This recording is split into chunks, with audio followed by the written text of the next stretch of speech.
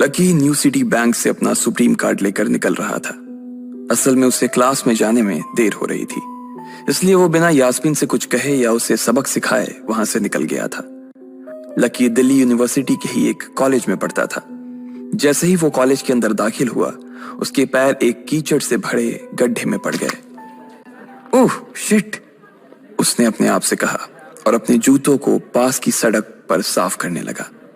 वो college administration के दफ्तर की ओर देखकर उसे कोस रहा था। कॉलेज की सड़कों पर इतने सारे गड्ढे हो गए थे, लेकिन वो लोग एक भी गड्ढा नहीं भरवा रहे थे।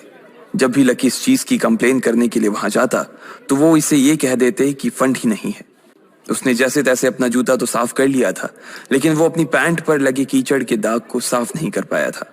वो बाथरूम की ओर जा पाता, इतने में क्लास की घंटी बज गई। वो भागते हुए क्लास में पहुंचा। उसने दरवाजे के बाहर से ही देखा कि प्रोफेसर कमलनाथ मिश्रा पोडियम पर आ गए थे और उन्होंने आज के लेक्चर की शुरुआत भी कर दी थी। जैसे ही उनकी नजर बाहर खड़े लकी पर पड़ी, तो उनकी आंखें निराशा से भर आई। इधर लकी का सिर भी शर्म से झुक गया था और उसे अंदर ही अंदर बुरा लग रहा था। कॉलेज में जितने भी प्रोफेसर थे, उनमें से कमलनाथ जी को लकी सबसे ज्यादा पसंद करता था। बाकी प्रोफेसर ये बात जानते थे कि लकी पढ़ाई के साथ साथ जॉब भी करता था, इसलिए उसका पढ़ाई में ध्यान नहीं था। इसलिए वो भी लकी के ऊपर ज्यादा ध्यान नहीं देते थे। कुछ लोग तो पूरी क्लास के सामने उसका मजाक भी उड़ाते थे, लेकिन सिर्फ कमलनाथ जी ही ऐसे प्रोफेसर थे जो उसके साथ बराबरी का व्यवहार करते थे। लकी बिना कुछ कहे वैसे ही अपना सिर नीचे झुकाए क्लास में दाखिल हो गया। जैसे ही उसके पैर क्लास में पड़े, सभी लोग उसकी ओर देखने लगे। अबे ये फटीचर कब से लेट आने लगा? सूरज पश्चिम से उग सकता है, लेकिन ये कभी लेट नहीं हो सकता। आज क्या हो गया इसे? एक लड़के ने लकी को चिढ़ाते हुए कहा। अबे यार, इसकी पैंट तो देख, कितनी गंदी है। भाई क्लास में लड़कियां भी होती हैं, कम से कम कपड़े तो ढंग से पहन के आ यार। दूसरे लड़के ने कहा और उसकी ये बात सुनकर उसके पास बैठी लड़की हंसती और बोली, अरे कहां से पहन कर आता? कपड़े के लिए तो पैसे हैं नहीं इसके पास। एक ये कपड़ा है इसके पास, बहुत है इसके लिए। क्लास में बैठे सभी लोगों ने लकी के ऊपर फफ्तियां कसनी शुरू कर दी थी। हर कोई उसके ऊपर कुछ न कुछ कहे जा रहा था। ऐसा नहीं था कि लकी ये सब आज ही सुन रहा था। इस तरह की फफ्तियों का सामना वो रोज करता था। रोज उसे ऐसी बातें सुनकर बुरा भी लगता था और आज भी उसने अपना सिर नीचे तो झुका लिया था, लेकिन आज उसके चेहरे पर एक मुस्कान थी। इन लोगों को पता नहीं था कि यह अनलकी आज कितना लकी होकर आ रहा है। जैसे ही क्लास में बैठे बच्चों का शोर बढ़ने लगा, उधर से कमलनाथ जी ने चिल्लाते हुए कहा, आपस में बात करना बंद करो। अगर तुम लोग इस तरह बात करते रहोगे तो मैं आगे नहीं पढ़ाऊंगा। सभी लोग शांत होकर उनकी बात सुनने लग गए। तब तक लकी भी अपनी कुर्सी पर जाकर बैठ गया था। कमलनाथ जी ने फिर से पढ़ाना शुरू किया और पढ़ाते पढ़ाते ना जाने क्यों उनकी नजर बार बार लकी की ओर जा रही थी।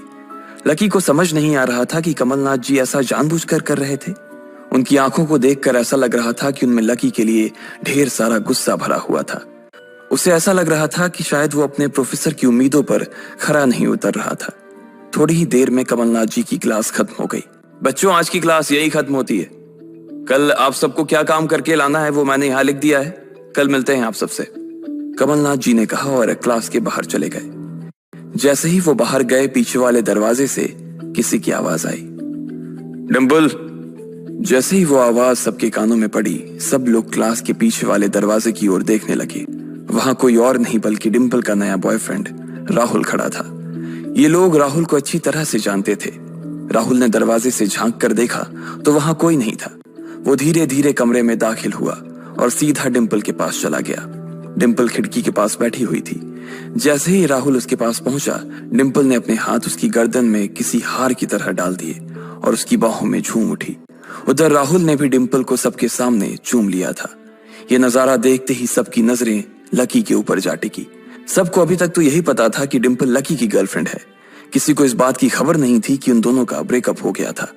डिंपल को राहुल की बाहों में देखकर लकी के तन बदन में आग तो लग गई थी, लेकिन फिर भी वो शांत होकर वहीं बैठा हुआ था और उसने अपने गुस्से पर काबू कर लिया था। अरे भाई लकी, क्या हो रहा है ये सब? डिंपल राहुल के साथ कैसे? उसके एक दोस्त ने आकर लकी से कहा।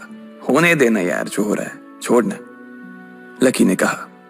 उसका इस बारे में किसी से बात करने का कोई मन नहीं हो रहा था। अरे भाई, तुझे पता है वो राहुल कितना चालू आदमी है? अभी तक इस कॉलेज की 5 लड़कियों को फंसा चुका है और ये डिंपल छठी है, लकी के दोस्त प्रीतम ने उससे कहा। उसकी ये बात सुनते ही लकी ने प्रीतम को घूर कर देखा। प्रीतम को लगा कि लकी को उसकी बात का बुरा लगा था, लेकिन अगले ही पल वो उसे देखकर मुस्कुराया और बोला, कोई बात नहीं भाई, सबकी अपनी अपनी लाइफ है। ये कहकर लकी डिंपल की ओर देखने लगा, जो कि राहुल की बाहों में इतरा रही थी। वो जानती नहीं थी कि लकी चाहता तो यहीं खड़े खड़े राहुल और उसके पिता को उनके कारोबार समेत खरीद सकता था। उधर जैसे ही राहुल और डिंपल की नजर भी लकी पर पड़ी तो वो जानबूझकर उसे छेड़ने के लिए उसके सामने से गुजरने लगे। अच्छा लकी, सुनना जरा। अचानक से डिंपल लकी के सामने रुकी और बोली। उसने अभी भी राहुल की कमर में अपना एक हाथ डाल रखा था। फिर उसने अपने दूसरे हाथ से अपना मोबाइल निकाला और उसका कवर खोलकर लकी के मुंह पर फेंक दिया और बोली, अब क्योंकि मैं तुम्हारे साथ नहीं हूं, इसलिए मुझे तुम्हारे इस बेकार से कवर की कोई जरूरत नहीं है। इसे तुम अपने पास रख सकते हो। लकी ने उससे कुछ नहीं कहा और नीचे गिरा वो कवर उठाकर अपनी टेबल पर रख दिया। बेबी, इसने तुम्हें कवर गिफ्ट किया? कवर कौन गिफ्ट में देता है भाई? राहुल ने उसके सामने ही डिंपल से कहा। राहुल लकी को नीचा दिखाने का एक भी मौका अपने हाथ से जाने नहीं देना चाहता था। लकी अंदर ही अंदर मुस्कुरा रहा था। डिंपल ने राहुल की ओर देखा और बोली, बेबी, बात यह है कि जिसकी मोबाइल खरीद कर गिफ्ट करने की औकात नहीं होगी, वो सिर्फ कवर ही तो गिफ्ट कर सकता है ना, और क्या। कोई बात नहीं बेबी, मैं आज ही तुम्हें एक नया फोन दिलवाता हूँ। आ जाओ, चलते हैं कनॉट प्लेस और वहां से लाते हैं बेबी के लिए एक नया फोन, राहुल ने कहा। लकी का मन तो यही कर रहा था कि वो जोर से राहुल के ऊपर हंसे, लेकिन उसने अपनी हंसी को रोक लिया था। हाँ बेबी, हमने एक पहले नया फोन खरीदेंगे और फिर उस फोन की पार्टी भी करेंगे, और उसके बाद आज, डिंपल ने कहा और राहुल के चेहरे पर उंगलियां फिराने लगी। राहुल भी और लकी भी उसके इशारे को समझ गए थे। लकी जानता था कि ये सब सिर्फ उसे चिढ़ाने के लिए वो कर रही थी, लेकिन लकी को खुद के लिए नहीं बल्कि डिंपल के लिए बुरा लग रहा था। वो मन ही मन ये सोच रहा था कि अगर डिंपल बस थोड़ा सा और इंतजार कर लेती तो आज लकी उसके लिए फोन की पूरी दुकान खरीद कर रख देता। भाई, ये सब क्या हो रहा है? तेरे सामने ये सब हो रहा है और तू बस मुस्कुराए जा रहा है। गुस्सा नहीं आ रहा तुझे? प्रीतम ने लकी से पूछा। नहीं यार, जो हो रहा है अच्छा ही हो रहा है। जो होता है वो भी अच्छे के लिए होता है, इसलिए चिल यार, छोड़, लकी ने कहा और फिर राहुल और डिंपल की ओर देखने लगा। अब उन दोनों की नजर लकी के मुस्कुराते हुए चेहरे पर पड़ी तो वो अंदर से भवक गए। दोनों की दोनों ही ये सब सिर्फ और सिर्फ लकी को जलाने के लिए कर रहे थे, लेकिन वो तो ऐसे बैठा था जैसे उसका और डिंपल का कोई रिश्ता ही नहीं था। जब अपनी इस बातों का लकी के ऊपर कोई असर होता नहीं दिखा तो डिंपल राहुल से बोली, बेबी चलो यहां से। बेबी नहीं बेबी, हबी।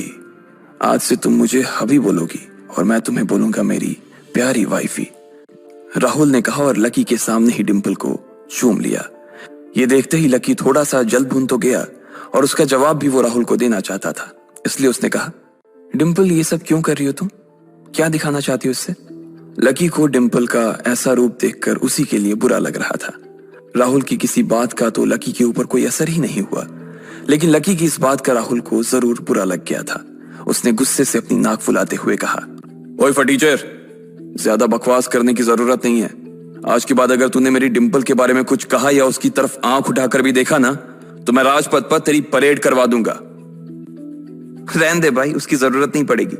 मैं खराब चीज ना तो देखता हूं और न ही उसके बारे में बात करता हूं, लकी ने कहा और फिर से प्रीतम की ओर देखकर हंसने लगा। जिस तरह से लकी आज राहुल के मुंह पर जवाब फेंक कर मार रहा था, प्रीतम को तो विश्वास ही नहीं हो रहा था कि ये वही लकी है जो उसका दोस्त हुआ करता था। उधर राहुल उसका जवाब सुनकर गुस्से से लबरेज हो रहा था। वो लकी को सबक